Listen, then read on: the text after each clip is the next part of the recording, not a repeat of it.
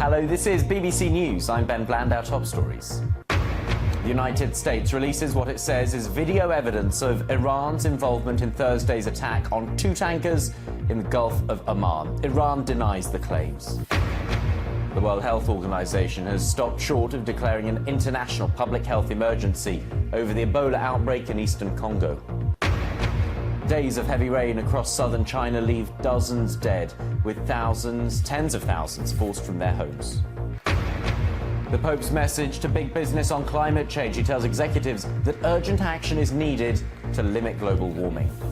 We have failed to listen to the fruits of scientific analysis, and doomsday predictions can no longer be met with irony or disdain. And it's a paradise for a paleontologist. We go fossil hunting in search of the mysterious and monstrous megalodon.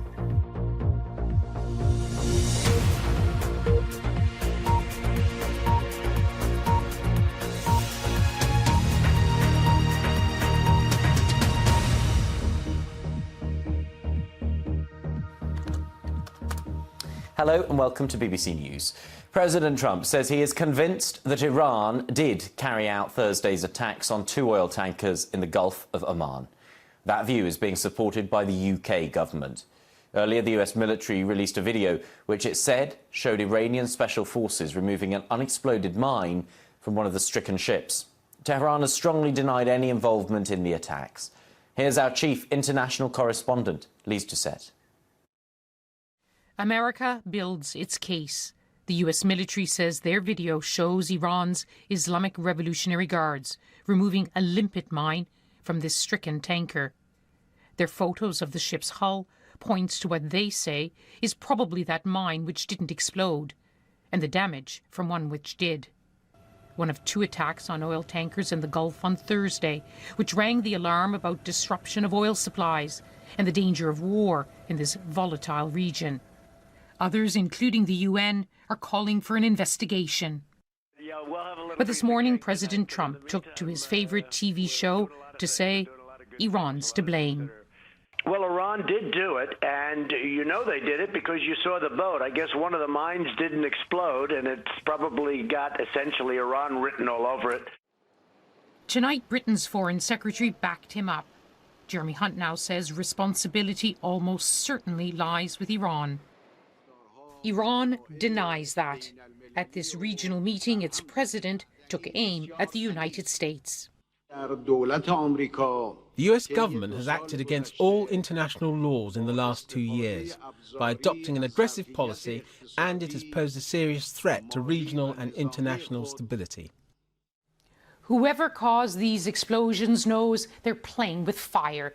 Just look at this map of the Gulf region and the narrow waterways where the world's oil tankers come and go. This is where these tensions could escalate by an accidental collision or retaliatory strike by Iran or the US and its closest partners, including Saudi Arabia. For now, the Saudis are threatening stern action against what they see as Iran's puppet, the Houthis in Yemen, already locked in a devastating war with the Saudi-led coalition just south of here. So is there a way out? Definitely, and that's through diplomacy. The Trump administration pulled out of the nuclear agreement last year and reimposed sanctions on Iran despite the fact it didn't violate the nuclear agreement. Now we have people in the administration that are hoping to put so much of an economic pain on the society that will lead to a regime change. And at the same time, they're saying that they want that they want to talk to Iran, that they call me, and so that's almost laughable. If Iran's to blame, it may be its message. It can also inflict pain on oil supplies, on stability. A warning, if one was needed, of the cost of confrontation. Lise Doucette, BBC News. Our correspondent Mark Lowen is at a port in the United Arab Emirates on the Gulf of Oman with more. Tension was already very high after 4 tankers were attacked here off the port of Fujairah last month. Now, it eased slightly since then, but now that tension has rocketed back up with the attack on these 2 tankers yesterday. One of the 2 tankers, the Japanese-owned one, is currently being tugged here to Fujairah, where it will be assessed when it reaches the port. But even before that assessment, of course, these barbs and accusations are flying between the 2 sides. What all of this has exposed very clearly is the deep chasm, the deep divisions in this region. On the one side, you have the UAE and Saudi Arabia backed up by the US. On the other, you have Iran backed up by Russia and Turkey. And caught quite literally in the middle is the world's oil industry. About a fifth of the world's crude oil passes through these waters. Today, the world's largest shipowners association warned that tension in this region is now as high as it gets without being an actual armed conflict. Mark Lowen reporting there. The World Health Organization says it is deeply concerned about the ongoing Ebola outbreak in the east of the Democratic Republic of the Congo.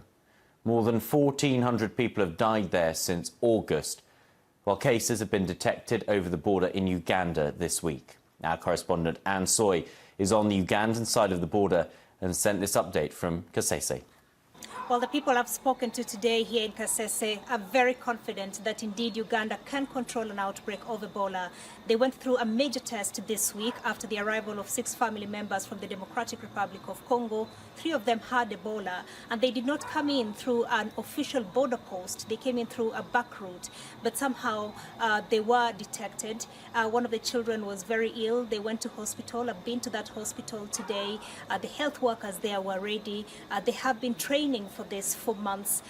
They quickly identify the symptoms of Ebola and refer the family to an Ebola treatment unit, which had been set up months in advance. Uganda had trained close to 5,000 health workers in anticipation of a situation like this. However, the problem really is across the border in the Democratic Republic of Congo, an area that has seen decades of conflict.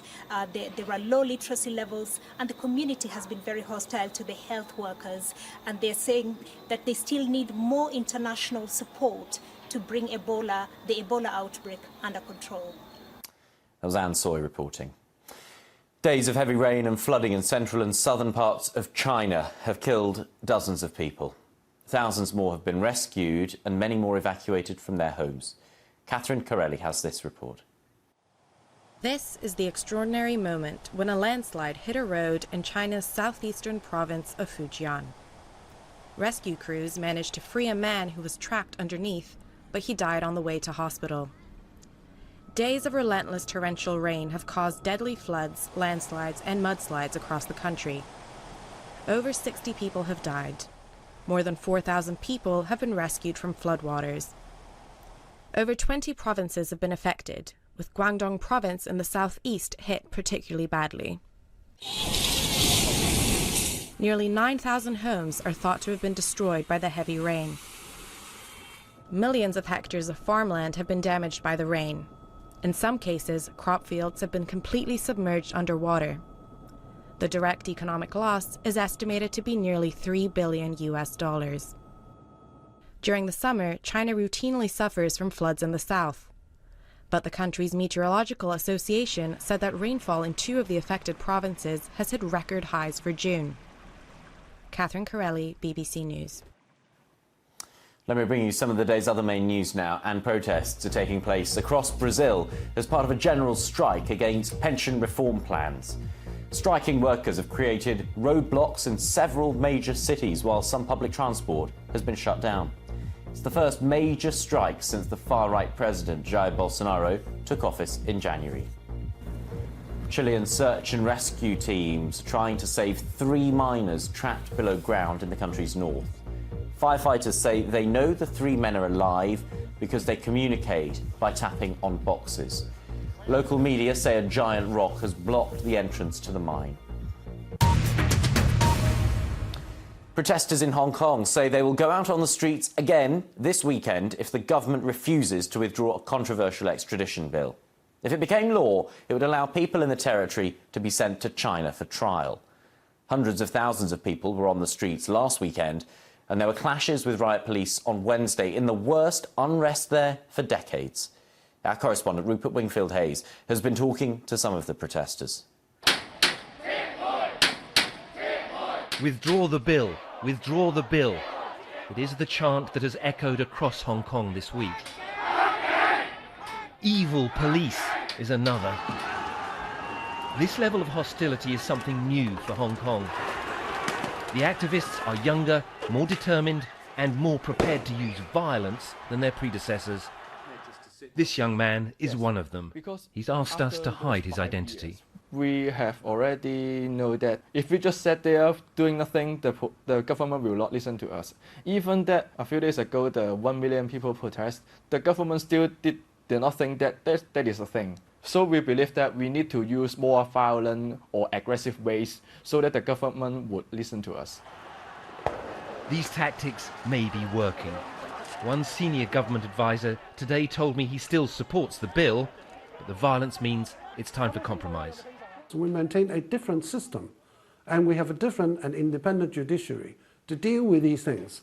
And this bill will not enable the things which happen in China happen in Hong Kong. So if it isn't an issue, a legal issue, it is then a political issue, and this is about political discontent. That is exactly the point. So if we were to push ahead the voting on the bill, as we originally planned, I fear there would be more street violence. It's a long way from the day in 1997 when Hong Kong was handed back to China by Britain. Then many here felt a surge of patriotic pride. 68-year-old Ivy Lai has copies of every Hong Kong newspaper published that day. But 22 years later, she no longer looks at them with any sense of pride. I'm Chinese, but I'm not communist. We have become a Chinese colony. That makes me very sad. We thought when we went back to China, we'd be happy. But now, we're more and more unhappy. Some of these young people are now calling for Hong Kong independence. It is a naive fantasy, but it shows how far Beijing has gone in losing the hearts and minds of its Hong Kong citizens. Rupert Wingfield-Hayes, BBC News, in Hong Kong. Survivors of the Grenfell Tower fire have been at events to mark the 2-year anniversary of the disaster. Relatives and friends of those who died also attended. 72 people were killed when a fire in a flat at the Tower Block in West London spread rapidly, engulfing the building. It's emerged that more than 300 high-rise buildings in England still have cladding similar to that used on Grenfell Tower. Our special correspondent Lucy Manning reports.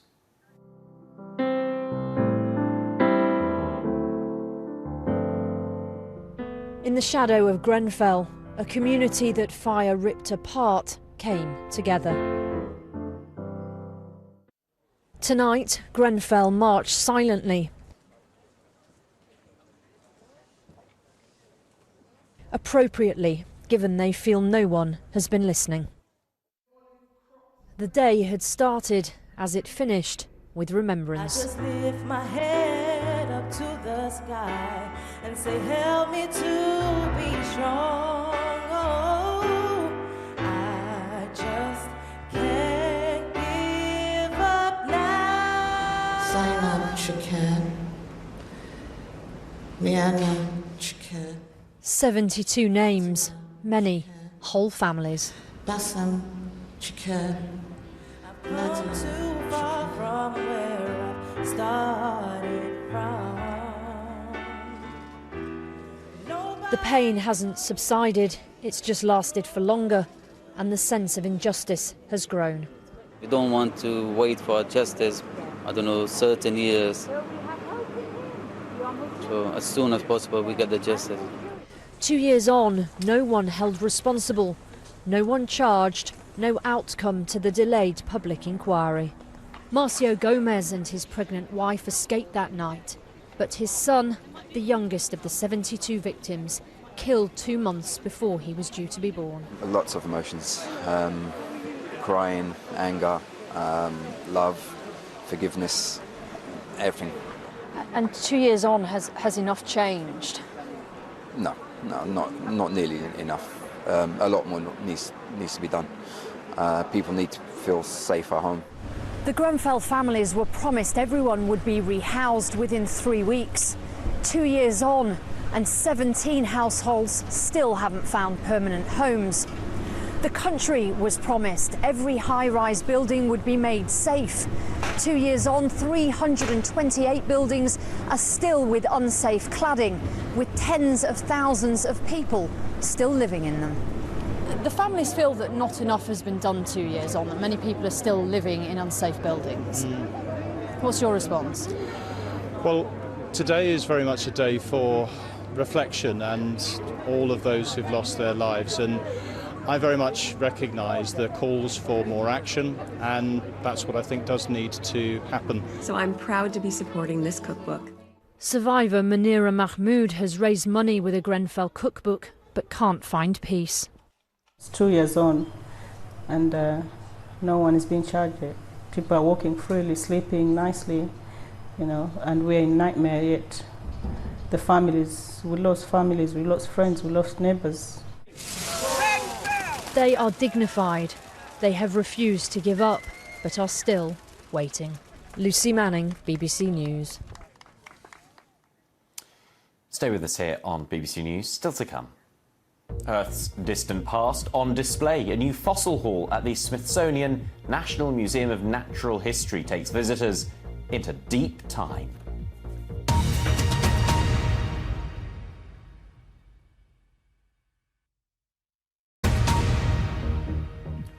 Hello, I'm Ben. This is BBC News, the headlines. President Trump says he's convinced that Iran carried out Thursday's attacks on 2 oil tankers in the Gulf of Oman. The World Health Organization says an outbreak of Ebola in eastern Congo should not be declared an international emergency. Pope Francis has criticised the world's top energy companies for searching for more fossil fuels despite the damage they're causing to the climate. He told energy bosses gathered in the Vatican that climate change threatened the future of the human family. Roger Harrabin has more. An invitation to meet the Pope at the Vatican is a tough one to reject, even if you're about to be rebuked. The executives were castigated for continuing to seek even more fossil fuels when we've found much more than we can afford to burn while keeping a stable climate.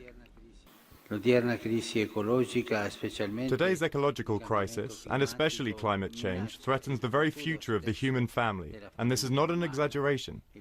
For too long we have collectively failed to listen to the fruits of scientific analysis, and doomsday predictions can no longer be met with irony or disdain. Discussion of climate change and energy transition must be rooted in the best scientific research available today. Representatives of almost all the world's great oil firms were there for a dressing down. It is not right that our children and grandchildren pay the cost of our irresponsibility. Among the CEOs was the head of BP. He appreciated the Pope for creating space for this unique dialogue, he said. But he insisted that all sections of society must help tackle this urgent problem. But the pressure was on.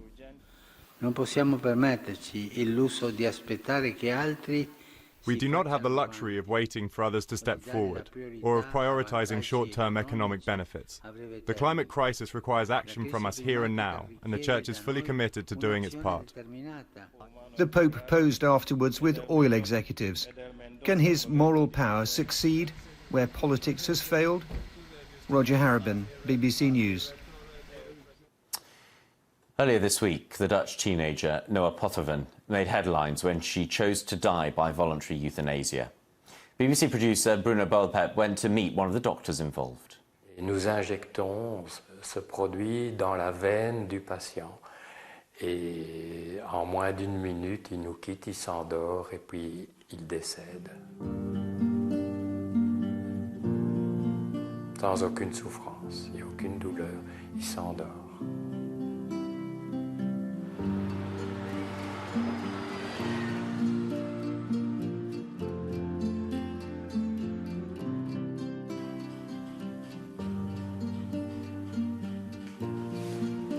C'est un geste important, difficile, qui a un impact émotionnel grand. Je n'appelle pas ça tuer un patient, je raccourcis son agonie, je raccourcis ses souffrances, je donne le dernier soin.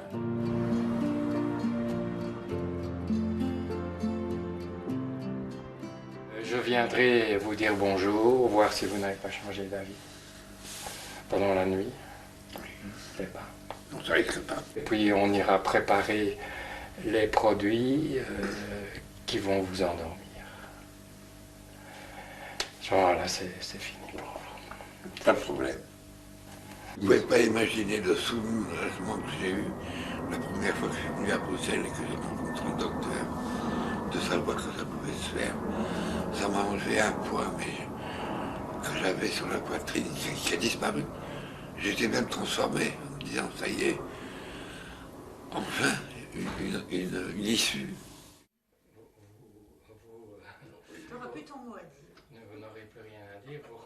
At the very beginning, he told me, I will struggle up to the end. I will do all my best to be cured. But actually, all the very heavy treatment didn't work. So now he's given up. Dans le secteur professionnel ou... Non. C'est insupportable. Je vois ma femme frémir un petit peu, bien sûr, elle veut gagner du temps. Et je dis, ne cherche pas trop à me gagner. Une nuit, je vais me péter la paillasse. Et je me suis retenu quand même, parce qu'il faut être digne. Je peux faire ça dignement. C'est pour ça que je suis vraiment reconnaissant. Grâce à vous, je vais mourir dignement. Là, vous êtes au dernier soir de votre vie. Tout à fait. C'est réglé demain matin. Mais on en rigole depuis pas mal d'heures. J'ai du mal à les faire rire, hein. Mais au moins Isabelle est préparée plutôt que je meure d'un accident, comme ça peut arriver, que ça va y m'arriver. C'est pas le cancer qui me prend, c'est moi qui décide.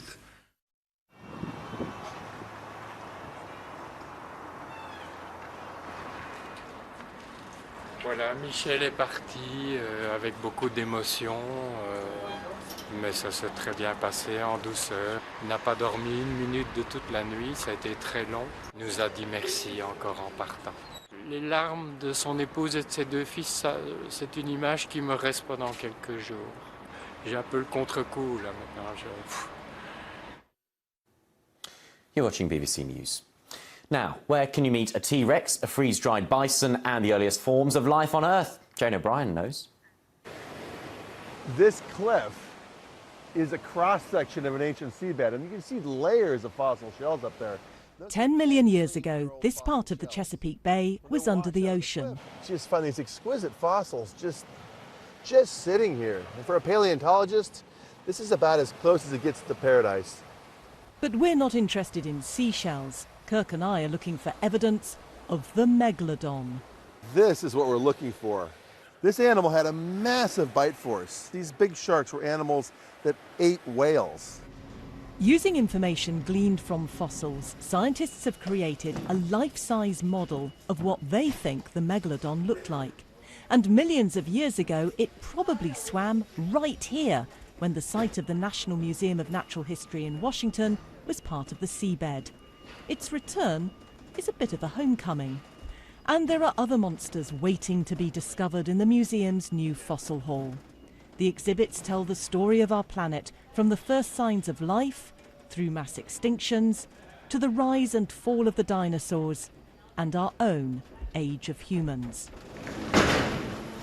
Just 28,000 years old, this extinct species of bison is one of the youngest fossils in the collection. It doesn't look like the other specimens because it's freeze-dried. We're lucky to have a specimen with such complete structure to it, almost all areas of the body represented and accounted for, including some of the original horn material, the skin, the muscle tissue, and some of the fur as well. And like all fossils, it tells scientists a lot about the environment it lived in and the impact of climate change.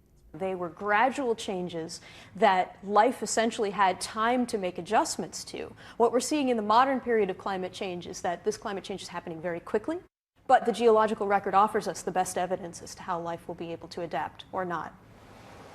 That's a story still unfolding on the Chesapeake. Hey, check this out.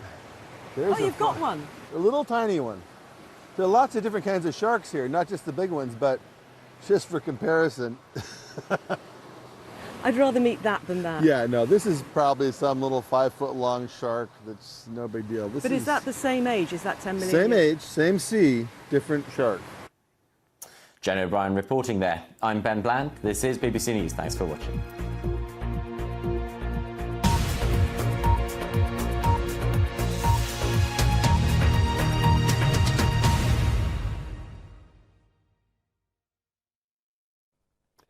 Hello. This weekend isn't looking as wet as it's been, particularly in those areas that have had such a soaking in the past week, but there will still be some rain or showers around, and the reason why low pressure is still close by to the northwest of the British Isles. Around that, we're seeing weather disturbances moving on through with either some rain at times, at the very least getting some showers spreading from west to east. So still fairly unsettled this weekend, but it won't be wet all weekend long. There'll be some sunshine occasionally, looking fairly breezy this weekend, and still not particularly warm, though feeling a little bit warmer than it has done in the past week. Now, it looks like quite a wet start to Saturday morning in Northern Ireland after rain overnight. It peps up at the end of the night, some rain too towards western Scotland, Wales and western parts of England. This is that first weather disturbance coming our way, slowly moving eastwards during the day. Any rain tending to become more patchy, showery in nature, but still one or two heavy showers. Ahead of that, to eastern parts, some sunny spells, maybe a shower. Behind it, brightening up and the chance for catching a shower on a breezy Saturday with temperatures close to 20 in the warmest parts of eastern England. Most of us will fall a few degrees short of that. Now on through Saturday evening, this first area of showers in eastern England will push away. Looks like we could well see some more coming in towards southwest England and Wales on through Saturday evening, and then pushing a little bit further northwards as we go through the night. Clear spells to the chilliest spots into single figures, maybe towards mid-single figures in one or two areas, certainly prolonged clear spells overnight. And then on to part two of the weekend. Look familiar? Deja vu, low pressure still to our west, and again weather disturbances moving around that with showers that at times could be heavy and possibly thundery. We'll start off with a batch of showers close to northern England on Sunday, especially northwest England, southwest Scotland too, pushing northwards across Scotland as the day goes on. Sunshine, one or two showers elsewhere, and then the potential for some heavier downpours to come into Northern Ireland through the day, maybe into parts of Wales as well.